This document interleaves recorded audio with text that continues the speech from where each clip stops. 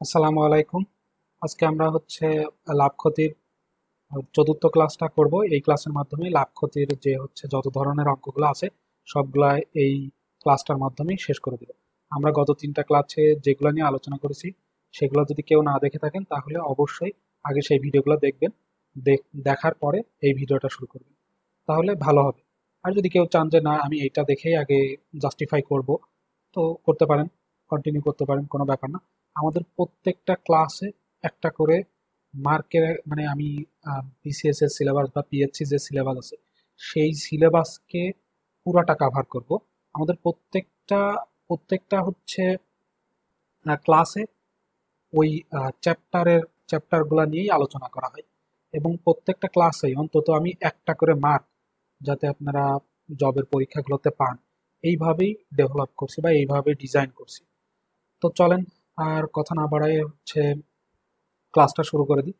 যারা জব স্টাডির সাথে আছেন তাদেরকে অসংখ্য ধন্যবাদ। আর যারা দেখে উপকৃত হচ্ছেন তাদেরকে অনুরোধ করব তাদের বন্ধু বান্ধব এবং ক্লাসমেটদের সাথে ভিডিওগুলো শেয়ার করবেন, যাতে তারাও দেখে জবের প্রস্তুতিটা গুছায় নিতে পারে। ওকে, চলেন তাহলে কম্পিউটার স্ক্রিনে চলে যাই। আমি মোহাম্মদ মিঠুন হোসেন আছি আপনাদের সাথে, আপনারা দেখছেন জব স্টাডি। আজকে আমরা লাভ ক্ষতির শেষ যে ক্লাসটা সেটা নিব। আমি এই জায়গাতে আর যতগুলা নিয়ম আছে সব এই ভিডিওটাতে শেষ করবো ইনশাল্লাহ। তো চলেন দেখি এটাতে কি বলতেছে। 4 টাকায় 5টি করে কিনে 5 টাকায় 4টি করে বিক্রয় করলে শতকরা কত লাভ লাভ হবে। সরাসরি বলে দিয়েছে শতকরা কত লাভ হবে। সুবিধা হলো একটু, যদিও আমরা বুঝতেই পারতেছি যে 4 টাকায় যদি 5টি কিনে 5 টাকায় যদি 4টি বিক্রয় হয় তো লাভই তো হবে, তাই না? তাহলে আমরা এটা কিভাবে করতে পারি? প্রথমে একটাতে কনভার্ট করে নেব। এখানে চারটা চার হচ্ছে 5টা 4 টাকায় কিনতেছে, আমরা সেটা একটা কয় টাকায় কিনলো সেটা বের করে নেবো, একটা কয় টাকায় বিক্রি করলো সেটাও বের করে নেবো, তারপরে বাকি প্রসেস। তাহলে পাঁচটির ক্রয় মূল্য 4 টাকা, একটির ক্রয় মূল্য 4/5 টাকা। আবার অনুরূপভাবে পাঁচটির বিক্রয় মূল্য 4টির বিক্রয় মূল্য 5 টাকা, সুতরাং একটির বিক্রয় মূল্য 5/4 টাকা। একটি দ্রব্য 4/5 টাকায় কিনে 5/4 টাকায় বিক্রি করলে লাভ হয় কত টাকা? লাভ হবে 5/4 বিয়োগ মানে বিক্রয় মূল্য বিয়োগ ক্রয় মূল্য, এই যে এইটা বিয়োগ এইটা দিলে আমাদের কত হচ্ছে? 9/20 টাকা। আমরা তাইলে এবার লিখতে পারতেছি যে ক্রয় মূল্য এত টাকায় লাভ হয়, যেটা লাভ হলো সেটা। তাহলে ক্রয় মূল্য এটা ছিল, এত টাকায় লাভ হচ্ছে, যেটা লাভ করছি সেটা এইটা। সুতরাং 1 টাকায় লাভ হয় কত টাকা? এইটা যা আছে অনুরূপ তুলবো, তুলে দিয়ে এইটা জাস্ট ঘুরাই দিব, মানে 5টা উপরে আর 4টা নিচেই দিলেই হয়ে যাচ্ছে। এটা কিভাবে হলো আমি গত ক্লাসেই আলোচনা করছি এই ব্যাপারটা নিয়ে। তাহলে 100 টাকায় লাভ হয় কত টাকা? 100 উপরে গুণ করে দিলে হয়ে যাচ্ছে। তাহলে 20, আর এটা কাটলে 5 আর কোনো কাটাকাটি হচ্ছে না, তাই আমরা কত, 5×5 = 25, 9×25 = 225, আর নিচে 4। এটা আমাদের অ্যান্সার, খুব ইজি। এই ধরনের অঙ্কগুলাই বেশি আছে, প্রত্যেকটাই কোনো না কোনো পিএসসির পরীক্ষা বা বিসিএস পরীক্ষা থেকেই আমার এখানে নেয়া, অথবা ব্যাংকের পরীক্ষা থেকে নেয়া। আর হ্যাঁ, ব্যাংকে কিন্তু এই লাভ ক্ষতির অঙ্ক সব থেকে বেশি আসে, কারণ ব্যাংকে তো লাভ ক্ষতি নিয়েই কাজ, তাদের কারবারই তো লাভ লোকসান নিয়ে, লাভ লোকসান এগুলা সুদ এইসব নিয়েই। ওকে, তারপরে আমরা নেক্সট অঙ্কটা দেখি।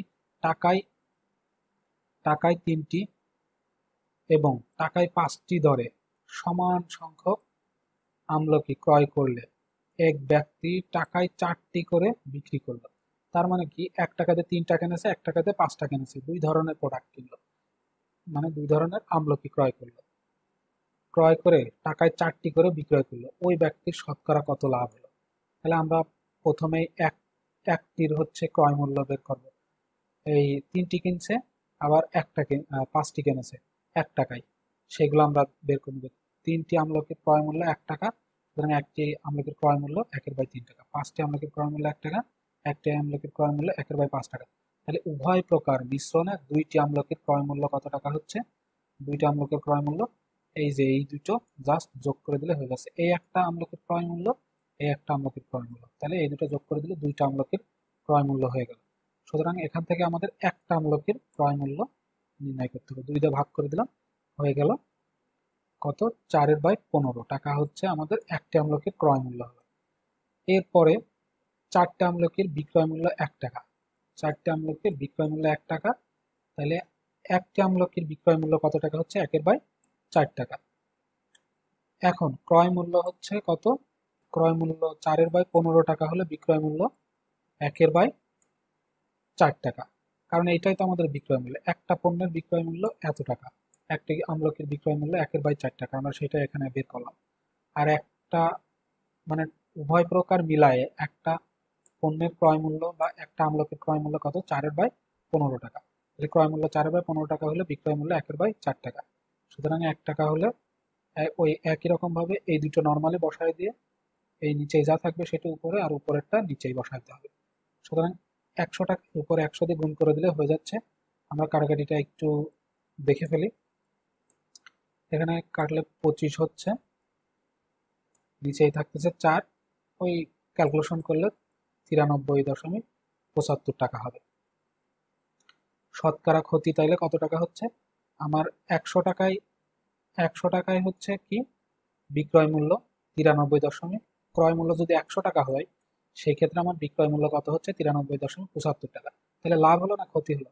অবশ্যই ক্ষতি হচ্ছে, যেহেতু বিক্রয় করতেছি কম টাকায়। তাহলে শতকরা ক্ষতি কত টাকা হচ্ছে?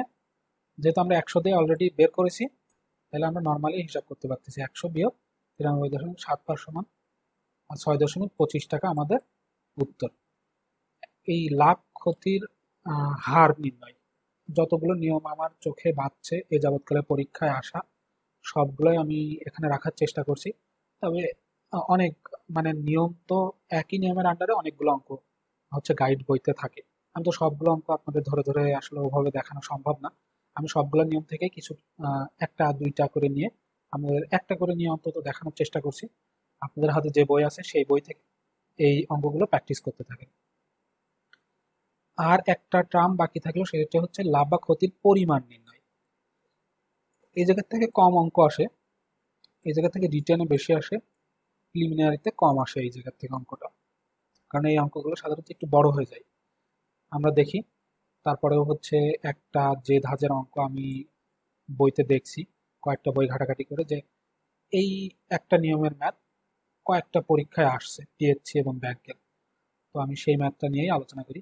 প্রতিটি প্রতিটি 3600 টাকা করে দুটি চেয়ার বিক্রয় করা হলো, প্রতিটি 3600 টাকা করে। তার মানে দুটো চেয়ার, একটা 3600 আর একটা 3600 টাকায় বিক্রয় করা হলো। একটি চেয়ার, একটিতে 20% লাভ এবং অপরটিতে 20% ক্ষতি হলো। এতে বিক্রি করলে ক্ষতি হয়েছে, সব মিলিয়ে তার লোকসান কত? তাহলে আমার অলরেডি বলে দিচ্ছে লোকসান কত হবে। তাহলে একটা জিনিস আমরা পেয়ে গেলাম যে এই ইয়াতে ট্রামের মধ্যে আমাদের লোকসান হবে। তাহলে আমরা প্রথমেই লিখে ফেলতে পারি যে ক্রয় মূল্য 100 টাকা হলে 20% লাভে বিক্রয় মূল্য 120 টাকা। তাইলে হচ্ছে বিক্রয় মূল্য 120 টাকা হলে, যেহেতু আমাদের এখানে বিক্রয় মূল্য বিক্রয় মূল্য দেওয়া আছে, এই যে বিক্রি করায় কত টাকা করে? 3600 টাকা করে বিক্রি করছে, এই জন্য আমাদের বিক্রয় মূল্য দেওয়া আছে, ক্রয় মূল্য নির্ণয় করবো। বিক্রয় মূল্য 120 টাকা হলে ক্রয় মূল্য 100 টাকা। সুতরাং বিক্রয় মূল্য 1 টাকা হলে ক্রয় মূল্য 100/20। সুতরাং 3600 টাকা বিক্রয় মূল্য 3600 টাকা হলে ক্রয় মূল্য কত টাকা হবে?